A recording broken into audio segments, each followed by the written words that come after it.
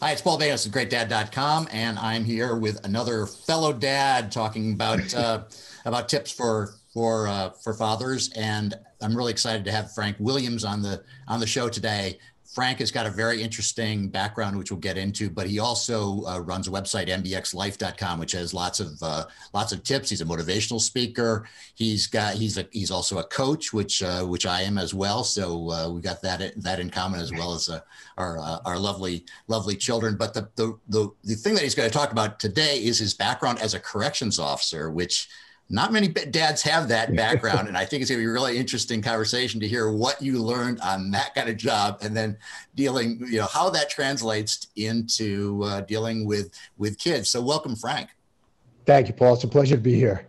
Yeah. So you said you'd worked up these 5 tips, and I'm anxious to hear. Well, let's start out with your background as a correctional officer first, just to give people a flavor of the kind of work you did there. Sure. While I was a correctional officer, I was an EMT, emergency medical technician, where I provided medical assistance to the inmates and the officers when needed, and also provided transport. And I was also the assistant squad leader for the cell extraction team. A lot of times we had to negotiate to diffuse potential dangerous situations. And that was pretty much my responsibilities throughout my career. Yeah, well, hopefully those are not things that are directly analogous to what you do as a dad, but things do get dramatic in the house, especially during those teenage years. So give us a flavor of what you learned in your 5. Sure, absolutely. When I first started in corrections, as I was a rookie, I couldn't help but wonder how these people got to be incarcerated. Yeah. Did they come from broken homes? Were they raised by a single parent?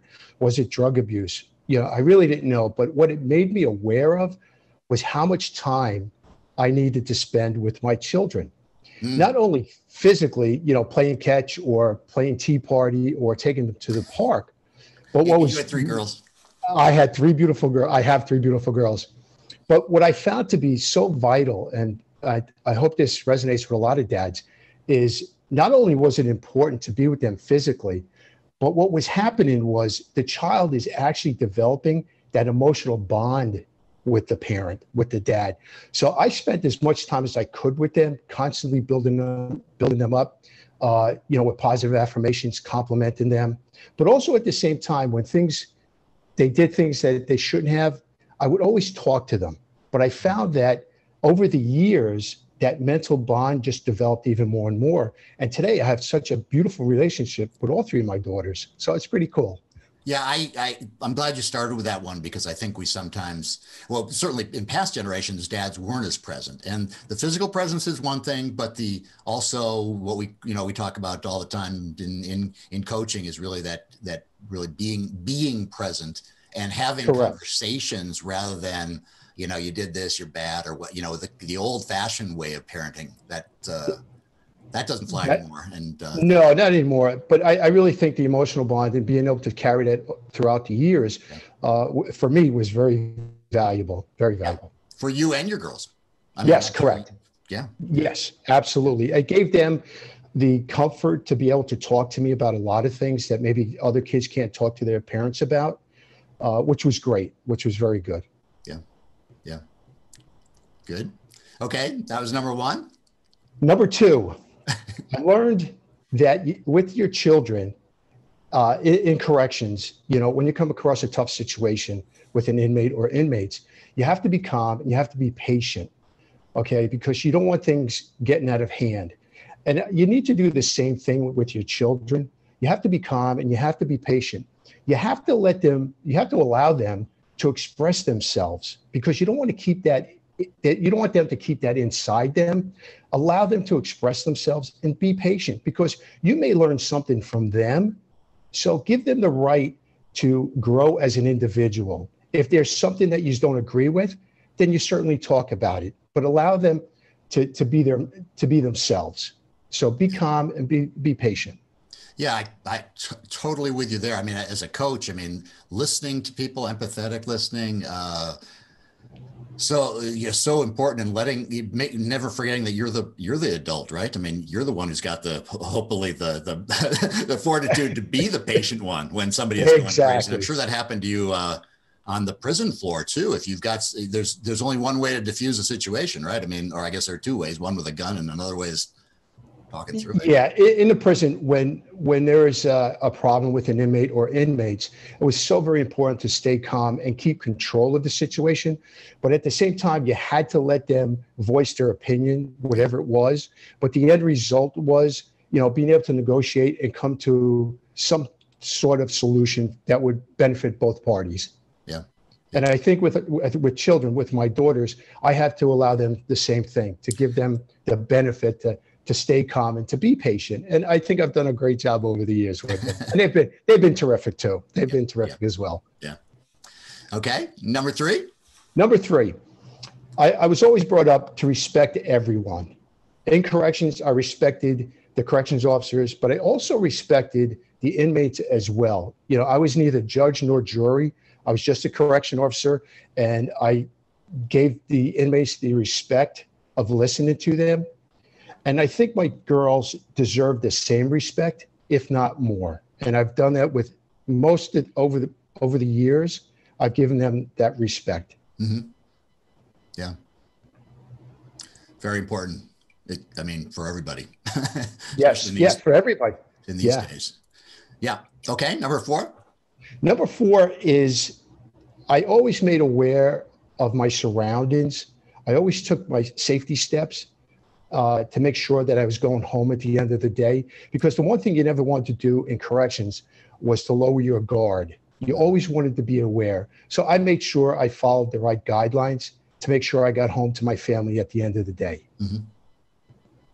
And how does that, is there something that translates to that into parenting? I mean, I guess I'm thinking of, that back to being present. So many of us just walk through our lives, just kind of sleepwalking through it. You see the kids in the kitchen, you walk by them, you make the dinner, but if we could all be, that type of presence. I mean, I know it's completely different in a prison situation, but it seems like a bigger principle almost.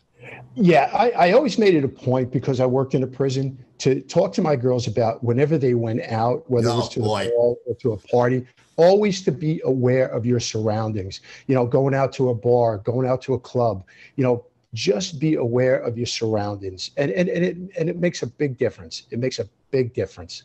Yeah, I've got a daughter. I've got an older daughter now. She's 21. We have this discussion all the time, and it's a really hard discussion with girls in particular, because it's not fair. It's not fair that women have to protect themselves. It's not fair that something bad could happen, and it's not fair. There's all kinds of unfairness about it, but you have to be aware. You just have to be aware that is the world we live in, and it may be a long time before that violence toward women is eradicated, and until it is, I mean, women have a harder burden than we do, and as dads, it's a difficult conversation. It is. But I made sure over the years that whenever they did go out, most of the time, I just mentioned to them, go out and have fun, but just be aware of your surroundings. That's all. Yeah. It's nice to put it in the positive part. I think my daughter always appreciated that it wasn't like a, don't you get into trouble kind of talk, but it was like, I want you home safe. I care about you. I want you to call me, not from a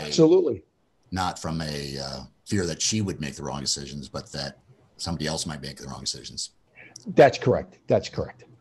All right. Number five, being a motivational speaker and dependent on my audience and what the topic is, I always talk to my girls. I have spoken to my girls over the years about the 3 Ds: decisions, determine, direction. Decisions can either create a great life for you, or it can destroy you. And I used to tell them a story about a young man that used to work for me in the prison. He was an inmate, and he had gotten into an argument with another inmate. And after the argument was over, I said to this young man, I said, if you argue again, I have to fire you. He looked at me, Paul, and he said, I don't care, Officer Williams. I have 60 years to go. This young man was 21 years old and isn't going to see the outside of a prison wall till he's 81. And I tell my daughters, you're going to make mistakes in life, but decisions can either create a beautiful life or they can destroy you. And for this young man, he destroyed his life. So remember the 3 Ds: decisions, determine, direction.